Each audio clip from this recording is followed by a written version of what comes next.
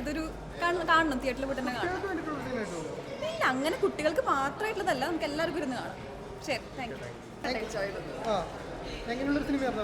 ഇതൊരു science fiction കിട്ടുന്ന പടമാണ്. മലയാളത്തിൽ എനിക്ക് എക്സ്പ്ലോർ ചെയ്യാത്തൊരു ജോണറാണ്. അടിപൊളിയായിട്ടുണ്ട്. ആദി, വെരി പ്രൗഡ് ഓഫ് ആദി.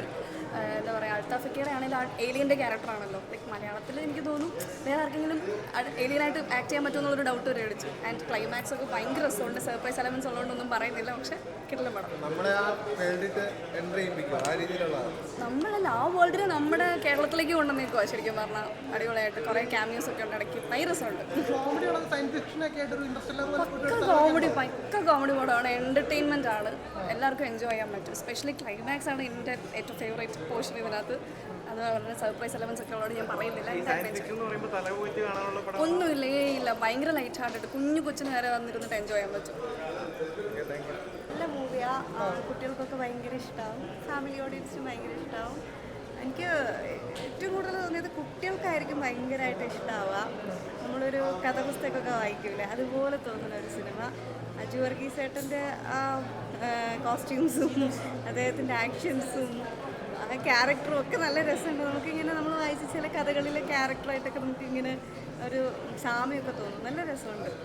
പിന്നെ നീരജാണെങ്കിലും നന്നായിട്ട് പെർഫോം ചെയ്തിട്ടുണ്ട്. സുബിൻ ദാസ് നന്നായിട്ട് പെർഫോം ചെയ്തിട്ടുണ്ട്. അൽത്താഫ് നന്നായിട്ട് പെർഫോം ചെയ്തിട്ടുണ്ട്.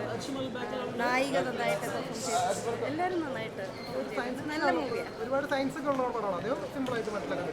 സിമ്പിളായിട്ട് മനസ്സിലാവുന്ന രീതിയിൽ ഉള്ള കാര്യങ്ങളേ ഉള്ളൂ. സയൻസ് ഉണ്ടെങ്കിലും വളരെ സിമ്പിളായിട്ടുള്ളതാണ്. നല്ലൊരു എൻ്റർടൈൻമെൻറ്റ്.